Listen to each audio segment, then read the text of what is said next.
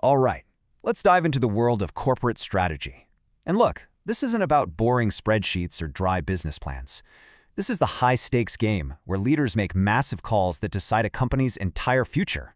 We're talking how they grow, how they fight to win, and honestly, how they even survive. So let's get into it. So picture this. You're running a company and you're killing it. Things are great, but here's the catch. Now what? You can't just stand still, right? Every single business, I don't care how big or small, hits this exact point. The real question isn't if you're going to make a move, it's what move you're going to make.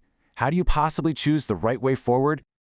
The best way to think about corporate strategy is like a menu of huge, company-altering moves.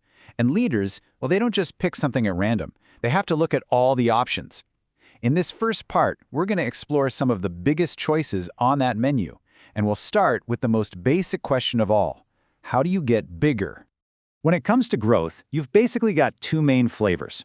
First, there's organic growth. This is the build-it-yourself approach. You're growing from the inside out. More sales, new products you develop in-house. It's slower, sure, and it takes a lot of time and money, but the huge plus is you keep total control. Then you have the other path, inorganic growth. This is the fast lane, mergers and acquisitions. You just buy another company. It's a way to scale up super fast, but man, is it risky. It costs a ton, and trying to mash two different company cultures together, that can be a real nightmare. But hold on, strategy isn't always about just getting bigger. Sometimes the smartest move is about getting, well, smarter. A company might try diversification. That's basically not putting all your eggs in one basket by jumping into new industries. Or it could go for cost leadership, focusing all its energy on being the absolute lowest cost option for customers. And then there's divestiture. This one sounds negative, but it's a really strategic move to shrink, selling off parts of the business so you can double down on what you're really good at. And here's a strategy that honestly doesn't get enough love: the stability strategy. Now, this is not a do-nothing plan, not at all. It's an active, deliberate choice to focus on what's already working. You know, if you're in a mature market or things are just plain chaotic, sometimes the smartest play is to just defend your turf, make small improvements, and lower your risk instead of taking some huge, crazy leap. Okay, so you've got your game plan for your home market, but these days, the really juicy growth opportunities are often overseas. And when that menu of moves goes global, oh boy, things get complicated fast. All of a sudden, you're in this massive tug of war between being super efficient across the globe and changing things up to fit what local customers actually want. This table lays out that tension perfectly. Look at the international strategy, for example. If you don't really need to be super integrated globally and you don't need to change your product much, you can do what Harley-Davidson does, sell pretty much the same iconic bike everywhere. But what if local tastes are really different? Then you need a multi-domestic strategy. Think about H.J. Heinz making different kinds of ketchup for different countries. Then you have the total opposite, a global strategy, like Microsoft. They want maximum efficiency, so they sell a standardized product. Windows is Windows everywhere.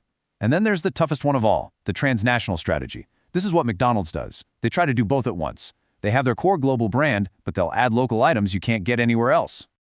So we've seen this whole menu of options: growing, staying stable, going global.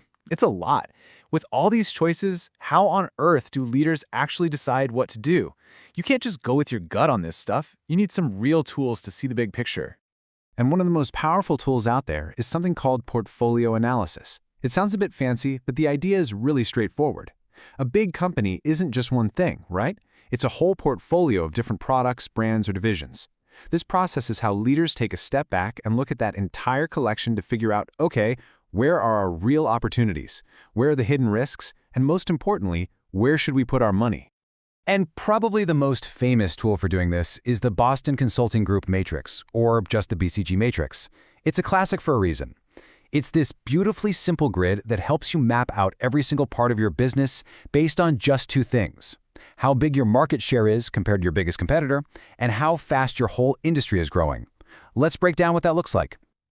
First up, let's talk about the fun ones, the stars. These are the rock stars of your portfolio. You've got a high market share and you're in an industry that is just blowing up. These are your best shots at future growth, but they have a catch. They are thirsty for cash. You have to keep pouring money into them to fuel that growth and keep them on top.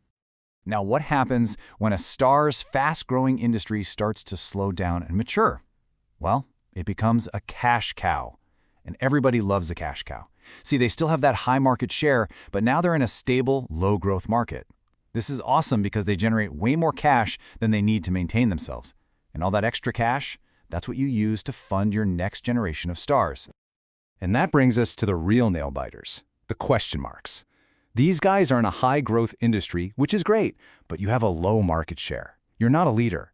And this creates a huge dilemma.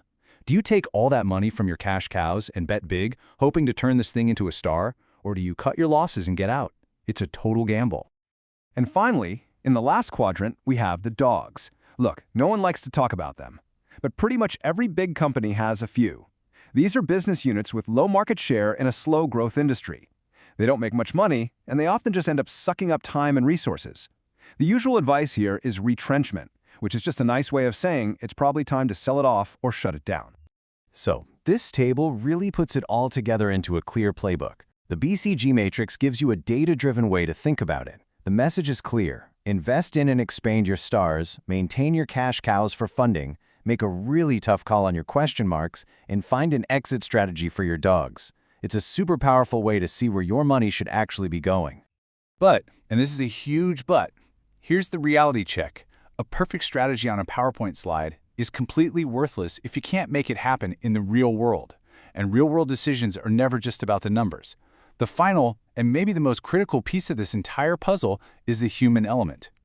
Because turning a plan into reality, it's messy. Deciding to sell off a dog isn't just moving a box on a chart. That box represents real people, real departments, real careers. For any of this to actually work, it has to be more than talk.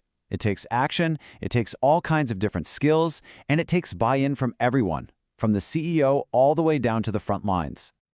And sometimes the single biggest factor in a huge strategic decision is something you will never, ever find on a spreadsheet.